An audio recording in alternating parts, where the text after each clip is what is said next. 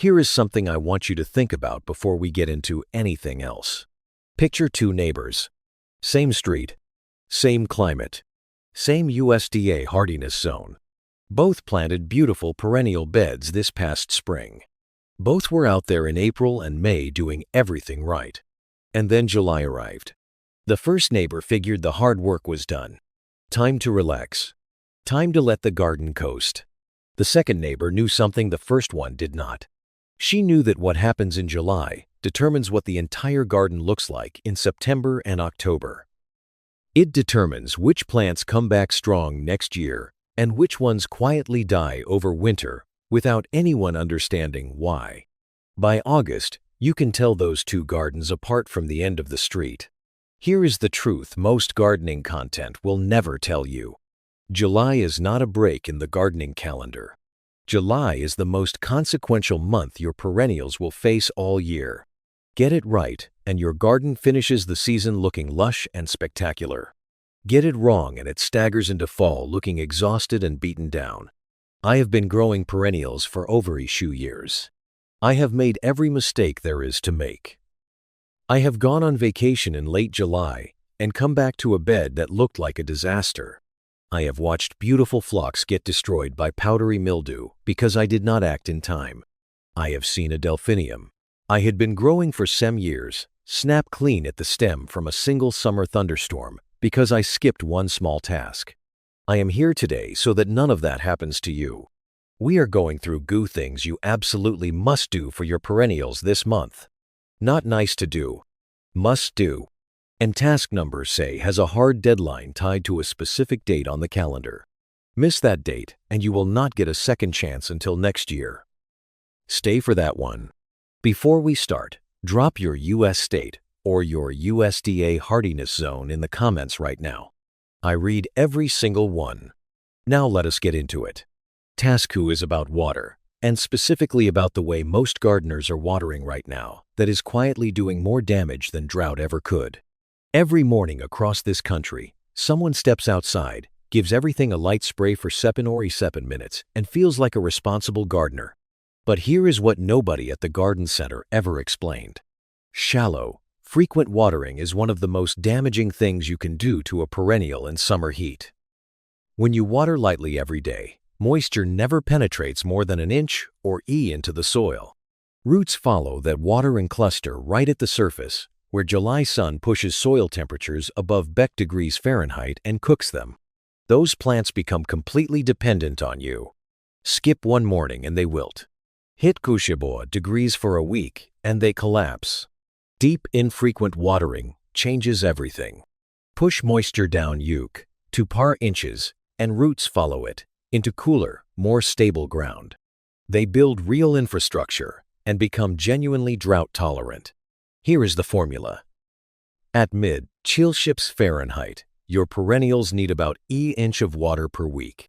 For every degrees above Chirlibo, add another ½ inch. At degrees, that is inches per week delivered in ear, or long slow sessions, not chill quick ones.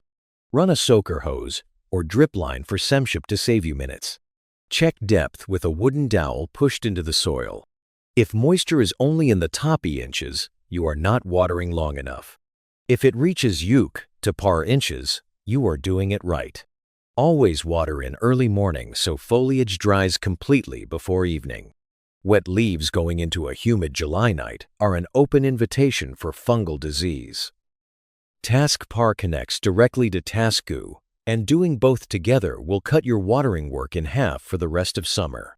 Mulch is doing some jobs in July that most gardeners do not fully appreciate. First, moisture retention. A to some inch layer of shredded hardwood bark, straw, or finished compost acts like a lid on your soil and dramatically slows evaporation. Second, temperature regulation. Soil in an unprotected bed on a degree day can climb above degrees at the root zone.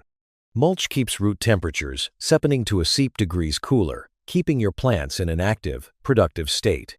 Third, weed suppression. A proper mulch layer blocks light from reaching weed seeds and means far less time on your hands and knees in the heat. One critical warning: Keep mulch pulled back saw to inches from the crown and base of every plant. Mulch piled against the stem creates the perfect environment for stem rot and fungal disease. Gardeners call this volcano mulching, and it kills plants. Pull it back and create a breathing zone around every crown. Task chill is deadheading, and once you understand the biology here, you will never look at a fading bloom the same way again. When a flower starts to fade, the plant redirects all its energy towards swelling that seed head and completing its reproductive mission. It pulls resources away from roots, foliage, and new growth to do it. Deadheading cuts off that process entirely. The plant loses its seed head, reads the mission as incomplete, and pushes out another round of flowers. For many perennials, this means a genuine second flush of bloom in late summer, right when most gardens start looking tired. The plants that respond best include coneflowers like Magnus and Prairie Splendor, black-eyed Susans like Goldsturm, repeat blooming salvia varieties like Caradonna and Maynite, and Shasta daisies. The technique matters. Do not just snap off petals. Follow the flower stem down to the next leaf node and cut just above that point. This encourages branching and gives you a fuller, bushier plant rather than a bare stem. One smart exception. Echinacea seed heads feed goldfinches through fall. Rudbeckia seed heads add structure to the winter garden. Deadhead selectively through July to encourage rebloom, then let the final flush go to seed as summer winds down. Now pay close attention to task uke, because this is the one with the hard deadline I warned you about. We are talking about pinching, and the plants involved are asters, garden chrysanthemums, and tall sedums like autumn joy.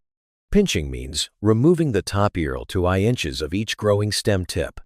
Do this and the plant branches out instead of growing one tall, floppy stem.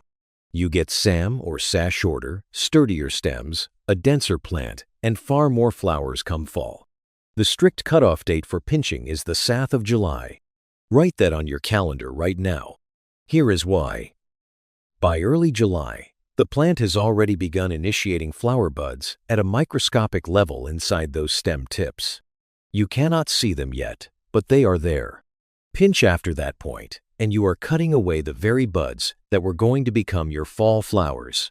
The result is a plant that blooms late, blooms sparsely, or does not bloom at all that season. If it is still before July 7th, go do it today. Remove the top inch to inches of every stem. The plant will look rough for a week. By September, it will reward you with a dense, spectacular show. If it is already past July 7th as you watch this, do not touch those stems. Let the plant develop naturally and start pinching next year in late May. Varieties worth growing include New England Aster Purple Dome and October Skies, Garden Chrysanthemum, Sheffield Pink and Clara Curtis, and Tall Sedum Autumn Joy. One season of this discipline will completely transform your fall garden. Task O is the midsummer haircut, and this is where most gardeners leave real performance on the table.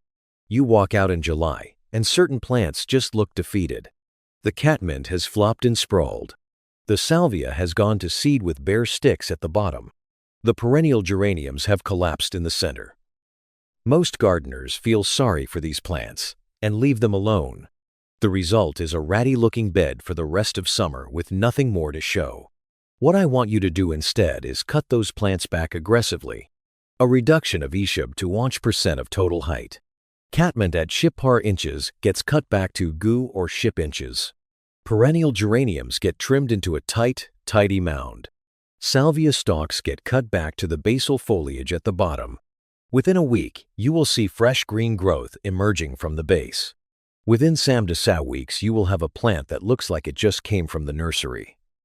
The plants that respond best include Nepeta varieties like Walker's Low and Six Hills Giant, Salvia East Friesland, and Geranium Roseanne.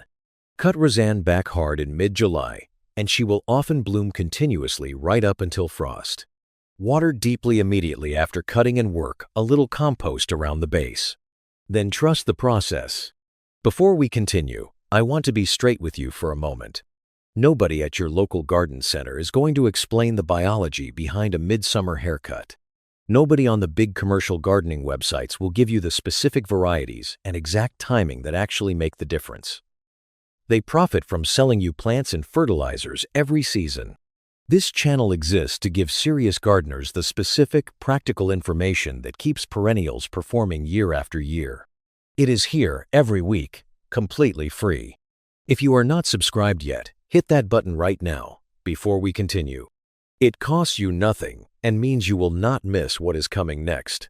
Task Sa is the one that catches even experienced gardeners off guard, because it goes against something that feels instinctively right. When plants are growing and the season still feels warm, the natural impulse is to feed them. In spring, that instinct is exactly right.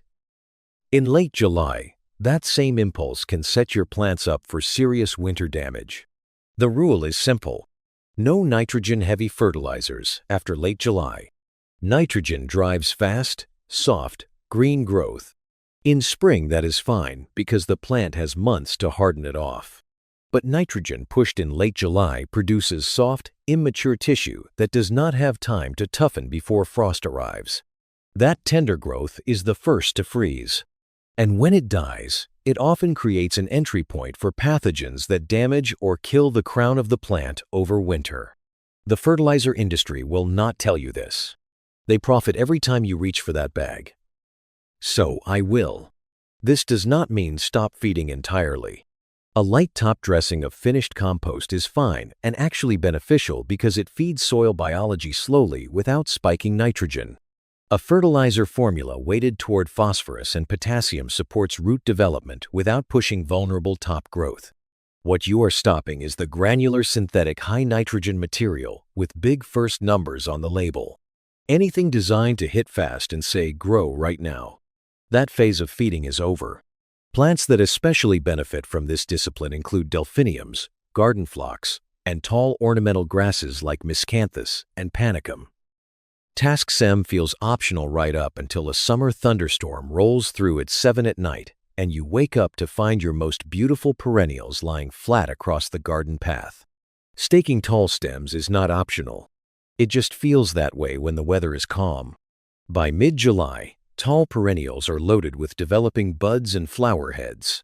All that weight at the top of a long stem combined with wind or heavy rain creates real mechanical stress.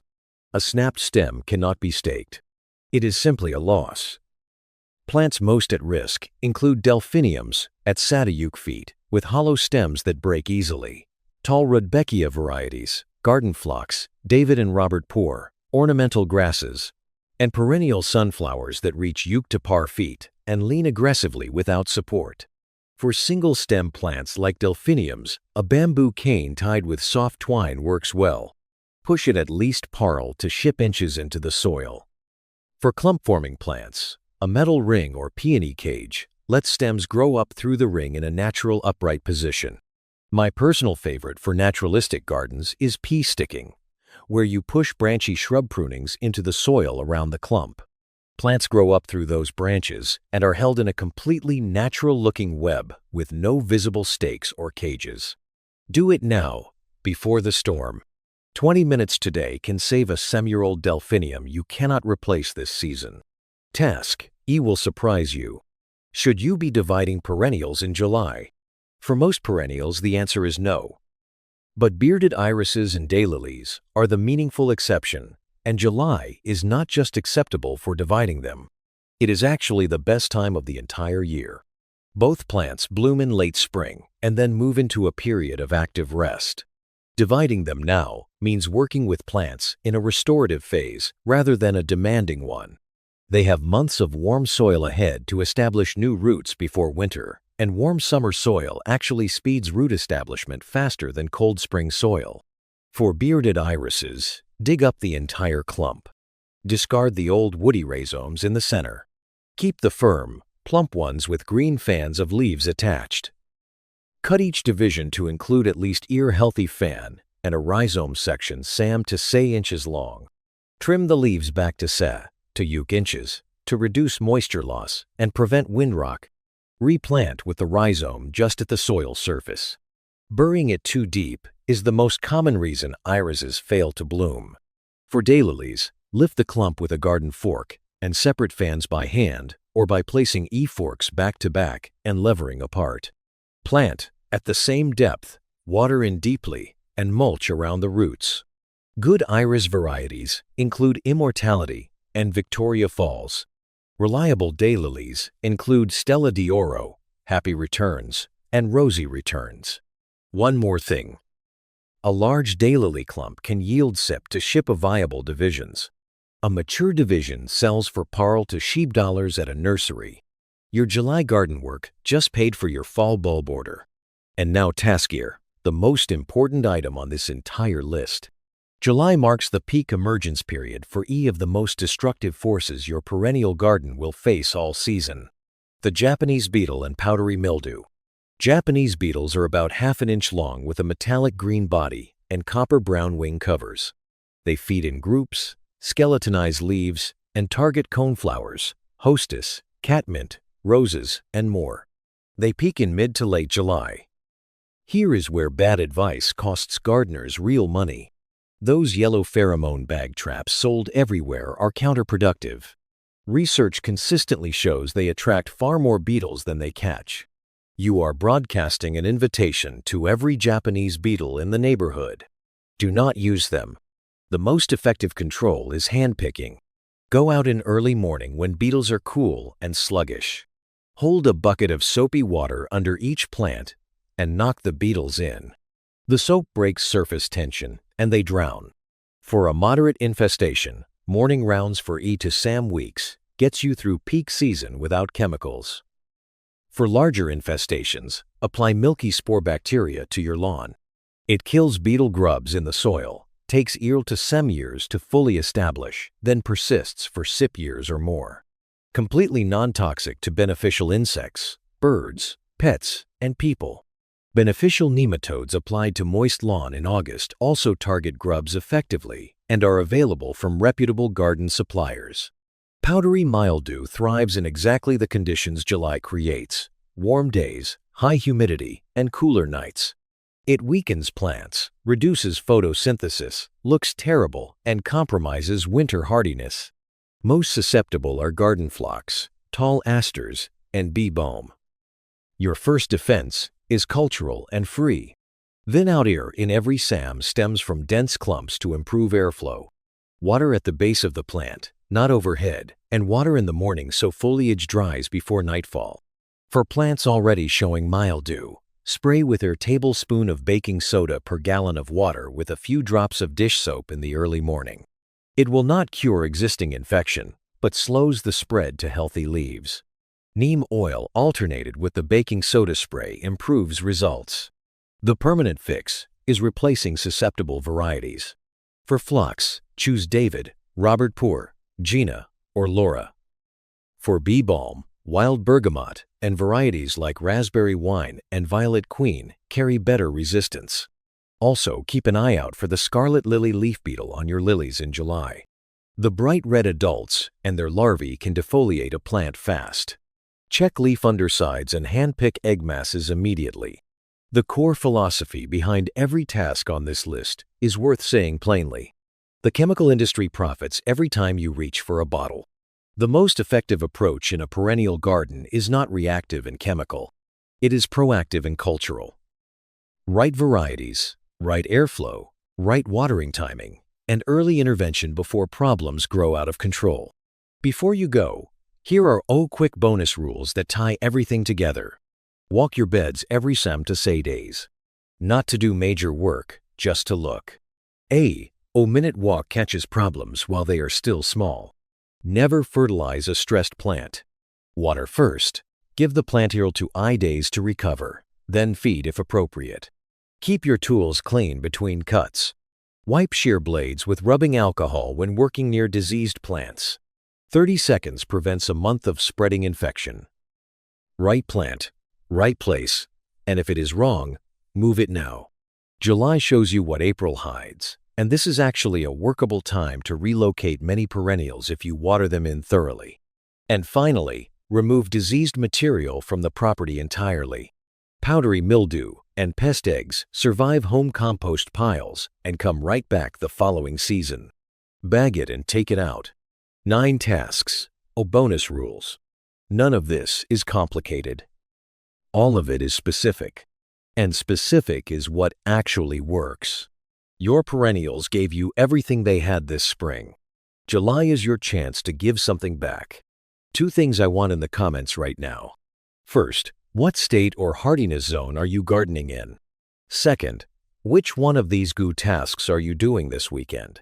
Say it out loud. The gardeners who commit in the comments are the ones who actually follow through. If you are not subscribed yet, do that now. It is free, it is here every week, and this community is built for serious gardeners who are done guessing. And if you know someone whose perennial bed looks beaten down every August, just send them this link. No message needed. It might permanently change how they garden.